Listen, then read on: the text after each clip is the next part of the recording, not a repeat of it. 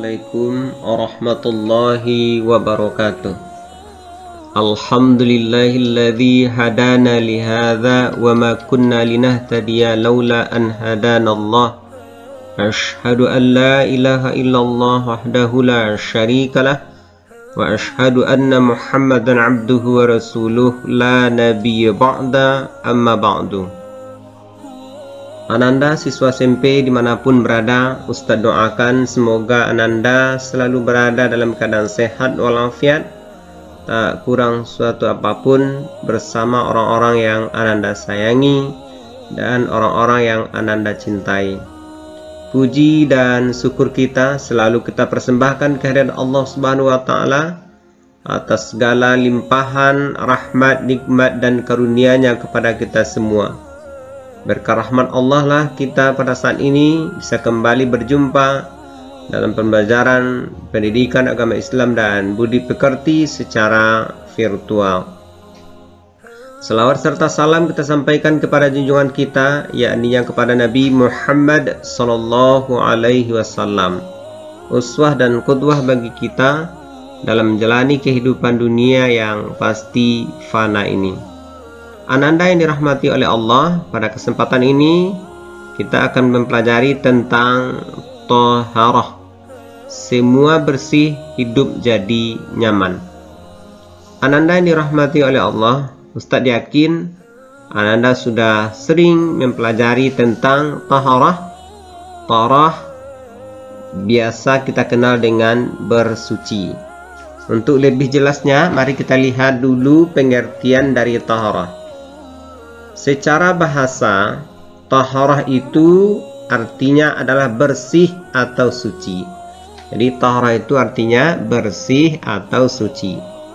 Menurut istilah, thaharah itu artinya adalah membersihkan diri dari segala najis, baik yang konkret ataupun yang abstrak, dan dari hadas baik kecil maupun besar. Jadi intinya thaharah itu adalah membersihkan diri dari hadas dan najis. Nah, itu thaharah. Thaharah ini sangat penting ya. Ada beberapa ibadah yang sangat tergantung kepada kebersihan dan kesucian kita. Di antaranya ini dia ibadah yang memang disyaratkan suci kita dari hadas dan najis. Harus bersih kita dari hadas, harus bersih kita dari najis. Pertama, untuk melaksanakan sholat, baik itu sholat fardu, sholat yang 5 kali sehari semalam, maupun sholat sunat. Nah, sholat sunat diantaranya mungkin sholat sunat rawatib dan sholat-sholat sunat yang lainnya. Semuanya ini mesti kita dulu suci dari hadas dan najis. Yang kedua, ibadah yang memang mempersyaratkan kita suci dari hadas dan najis adalah wukuf di padang Arafah. Ketika melaksanakan ibadah haji, ini merupakan rukun haji terpenting yang disebut dengan wukuf, berdiam diri di padang Arafah tanggal 9 Zulhijjah. Nah, kemudian berikutnya juga tawaf. Nah, ini tawaf mengelilingi Ka'bah ya 7 kali, baik dalam ibadah haji maupun umrah. Nah, ini tawaf dipersyaratkan untuk suci dari hadas dan najis. Kemudian berikutnya juga i'tikaf, berdiam diri di masjid. Apalagi i'tikaf yang kita laksanakan di bulan Ramadan, maka memang i'tikaf itu dipersyaratkan untuk suci dari hadas dan najis. Nah, itu i'tikaf ya. Atas nama i'tikaf, maka mesti suci dulu dari hadas dan najis. Kalau seandainya batal wuduknya contohnya, maka ulangi lagi, ambil wuduknya. Kemudian berikutnya, nah ini ya, ibadah yang disyaratkan suci dari hadas dan najis, ini juga dianjurkan. Idealnya sebaiknya ketika membaca Al-Quran, nah, sebaiknya dalam keadaan suci dari hadas dan najis, karena yang kita baca itu adalah kalamullah, kitab suci Al-Quran. Tentu orang yang memegangnya juga mesti dalam keadaan suci. Ananda yang dirahmati oleh Allah, ini salah satu dalil ya ayat Al-Quran yang membicarakan tentang anjuran untuk hidup bersih, supaya kita hidup bersih. Quran surat kedua ayat 222. Tepatnya itu adalah Quran surat Al-Baqarah ayat 222. A'udzu billahi minasyaitonir rajim. Bismillahirrahmanirrahim. Innallaha yuhibbut tawwabina wa yuhibbul mutatahhirin. Ini penggalan potongan ayat Al-Baqarah ayat 222. Sesungguhnya Allah menyukai orang-orang yang bertobat dan menyukai orang-orang yang mensucikan diri, orang-orang yang membersihkan diri. Nah, inilah yang disenangi, yang disukai, yang diridhai oleh Allah Subhanahu wa taala, orang yang bertobat dan orang yang membersihkan dirinya, mensucikan dirinya. Nah, ini yang disenangi oleh Allah Subhanahu wa taala. Ini dalilnya Quran surat kedua ayat 222, mudah untuk mengingatnya. Innallaha yuhibbut tawwabina wa yuhibbul mutatahhirin. Ananda yang dirahmati oleh Allah, berikutnya ini hadis ya, diantaranya yang berbicara tentang kebersihan. Al-Islamu nazifun fatanazzafu fa innahu la yadkhulul jannah illa nazifun. Artinya Islam itu bersih, maka bersihkanlah dirimu, maka sesungguhnya tidak akan masuk surga kecuali orang yang bersih. Nah, jadi sekali lagi ini penegasan Nabi Muhammad SAW melalui hadisnya yang diriwayatkan oleh Tabrani. Kata Nabi, Islam itu ya, agama yang bersih, Islam itu bersih, maka bersihkanlah dirimu. Sesungguhnya tidak akan masuk surga kecuali orang yang bersih. Salah satu syarat ya, orang masuk surga itu mesti bersih. Kemudian hadis berikutnya, at-tahuru syatrul iman. Hadis ini diriwayatkan oleh Muslim. Kebersihan itu adalah sebagian atau cabang dari keimanan. Orang yang beriman itu adalah orang yang bersih. Kalau tidak bersih berarti tidak sempurna keimanannya, tidak dianggap dia memiliki cabang dari keimanan. Oleh karena itu kebersihan merupakan sesuatu yang amat penting, sangat diperhatikan dalam ajaran agama kita. Maka ibadah-ibadah itu ya banyak yang dipersyaratkan mesti kita bersih dulu, suci dulu. Ananda yang dirahmati oleh Allah, berikutnya mari kita lihat alat bersuci. Ya, alat-alat apa saja yang bisa digunakan untuk bersuci dari hadas dan najis. Yang pertama jelas yang digunakan itu adalah air. Air merupakan alat untuk bersuci nomor satu dalam ajaran agama kita. Ini sangat penting. Air adalah alat utama dalam bersuci.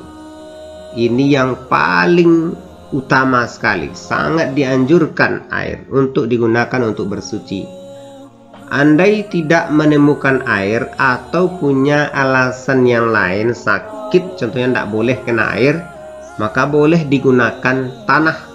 Nah, bahkan tanah juga salah satu cara untuk membersihkan diri kita kalau seandainya dikenai najis, contoh dijilat oleh anjing, maka mesti dibasuh dengan air 7 kali, salah satunya mesti dengan tanah. Nah, di tanah. Kemudian juga tanah juga ya bisa digunakan untuk membersihkan najis tadi. Kemudian berikutnya debu. Ya, debu biasanya digunakan untuk tayamum dengan syarat tidak menemukan air atau kesulitan menemukan air atau tidak boleh menggunakan air. Maka untuk bertayamum bisa digunakan debu. Kemudian berikutnya batu. Nah, batu biasanya ya kalau tidak ada air, batu juga bisa digunakan untuk istinja. Nah, jika tidak ada air. Yang nggak boleh itu kotoran. Kotoran walaupun mengeras seperti batu tidak boleh untuk istinja. Yang boleh itu adalah batu asli, batu untuk istinja jika tidak ketemu air. Kemudian berikutnya daun. Nah, daun ya juga boleh, seandainya tidak ada air maka boleh digunakan untuk bersuci, untuk istinja. Daun yang tidak dihormati untuk istinja boleh jika tidak ada, tapi nggak boleh daun-daun yang memang untuk dikonsumsi.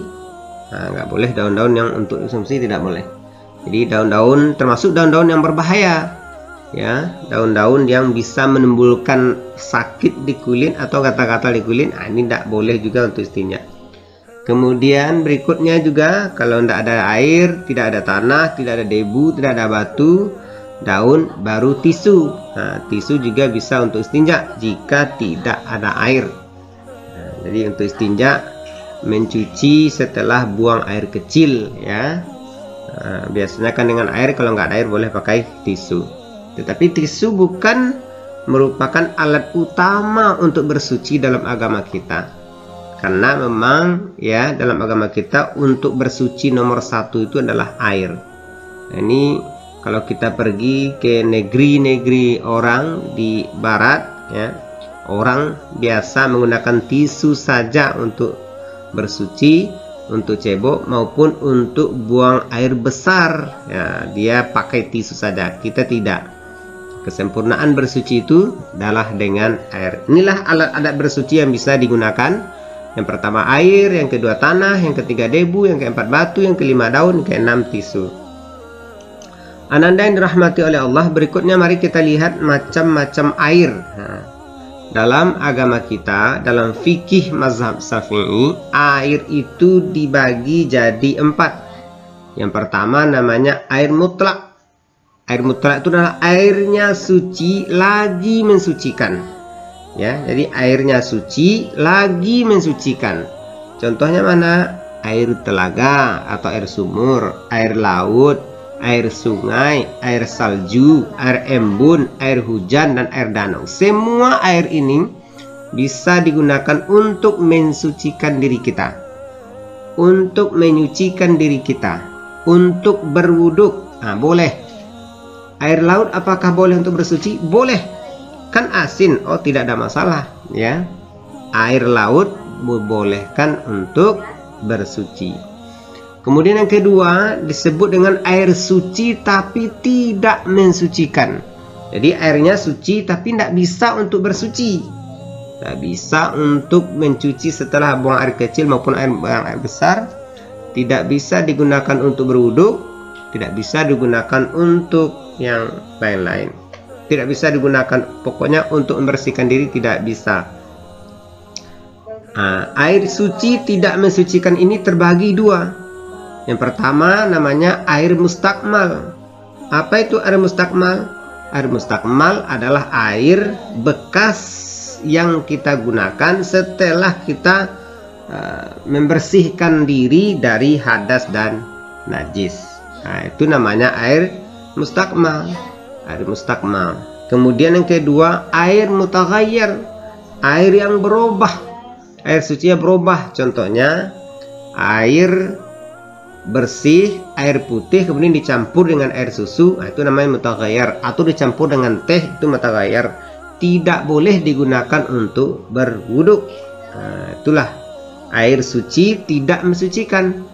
Yang pertama namanya air mustakmal, yang kedua air mutaghayyir. Ada beberapa persyaratan ya untuk air mustakmal. Kalau airnya sampai 2 kulah atau lebih, ya, maka kalau tidak berubah warna, bau, rasa, maka boleh untuk bersuci. Ini air mustakmal. Untuk lebih jelasnya silakan nanti coba lihat, cari lagi ya penjelasan tentang air suci tidak mensucikan. terutama tentang air mustakmal dan air mutaghayyir, supaya lebih pas, lebih paham, lebih tepat untuk memahaminya. Kemudian yang ketiga ada namanya air musyammas. Air musyammas ini adalah air yang dipanaskan dengan matahari pada bejana yang selain emas dan perak yang berkarat, maka makruh menggunakan air ini. Ya, itu nama airnya musyammas. Kemudian air mutanajis. Air mutanajis itu adalah air yang terkena najis dan kurang dari 2 kulah atau berubah warna, bau dan rasa. Nah, itu namanya air mutanajis. Kalau lebih dari 2 kulah, tidak berubah warnanya, tidak berubah baunya, tidak berubah rasanya, maka walaupun ada terkena najis, maka tidaklah disebut air mutanajis. Nah, inilah macam-macam air ya yang bisa kita gunakan, yang bisa, ada sebagian bisa digunakan untuk bersuci, ada yang tidak bisa digunakan untuk bersuci. Mudah-mudahan bisa dipahami, dan kalau kurang paham bisa nanti dicari lagi informasi tentang air ini. Ananda dirahmati oleh Allah, berikutnya pembagian taharah. Taharah itu terbagi 2. Yang pertama taharah dari najis. Nah, membersihkan diri dari najis. Najis itu apa? Najis adalah kotoran yang mesti dihilangkan dari badan, pakaian, dan tempat. Keberadaannya bisa dilihat atau dirasakan oleh orang lain. Nah, itu namanya najis. Kemudian taharah dari hadas. Ya, taharah dari hadas. Maksudnya apa hadas itu? Hadas adalah keadaan tidak suci seseorang karena disebabkan oleh peristiwa tertentu. Nah, di keadaan tidak suci. Keadaannya yang tidak suci. Contoh orang yang setelah mimpi basah, walaupun tidak kelihatan bekasnya, maka sebelum dia mandi maka dia namanya berhadas. Nah, ini dia ya. Taharah terbagi 2, taharah dari najis dan taharah dari hadas. Ananda dirahmati oleh Allah, berikutnya bentuk-bentuk taharah dari najis. Nah, bagaimana kita membersihkan diri dari najis? Bagaimana caranya? Yang pertama dengan cara memercikkan air. Dipercikkan ke benda terkena najis. Biasanya ini adalah najis mukhaffafah. Ya, najis mukhaffafah, najis ringan. Apa itu? Contohnya air kencing bayi laki-laki yang belum minum, makan dan minum kecuali air susu ibunya. Nah, ini kalau terkena pipisnya, maka boleh cara membersihkan dengan memercikkan air. Dipercikkan ke benda yang terkena najis. Yang kedua, membasuh sampai bersih. Membasuh sampai bersih benda atau sesuatu yang terkena najis, dihilangkan, dibasuh, dicuci. Kemudian yang ketiga, menyiram, mengalirkan air ke tempat yang terkena najis. Yang keempat, menyamak, membersihkan kulit hewan dari daging, lemak dan bulunya. Nah, inilah bentuk-bentuk cara taharah dari najis. Berikutnya bentuk taharah dari hadas. Bentuk taharah dari hadas yang pertama namanya istinja, membersihkan kubul atau dubur setelah buang air kecil atau besar. Yang kedua, wuduk. Nah, berwuduk, membasuh beberapa anggota badan yang telah ditentukan agar bersih dari hadas kecil. Kemudian mandi wajib, mengalirkan air ke seluruh tubuh agar bersih dari hadas besar, tentu dengan niat ya, mandi wajib. Kemudian yang keempat, tayammum, menyapu debu, menyapukan debu, menyapukan kedua telapak tangan yang sudah berisi debu yang bersih kepada wajah dan tangan sebagai ganti wuduk dan mandi apabila tidak berjumpa, bertemu atau tidak bisa menggunakan air. Inilah bentuk-bentuk taharah dari hadas. Pertama istinja, yang kedua wuduk, yang ketiga mandi wajib, yang keempat tayammum. Nah, inilah pelajaran kita, mudah-mudahan ini bisa dipahami. Kalau masih ragu silakan ditanya, ditambah wawasan pengetahuannya dari sumber-sumber yang lain. Terima kasih atas segala perhatiannya, mohon maaf atas segala kekurangan. Mari kita tutup pembelajaran kita hari ini dengan hamdalah. Alhamdulillahirabbil alamin. Wabillahi taufiq wal hidayah. Wassalamualaikum warahmatullahi wabarakatuh.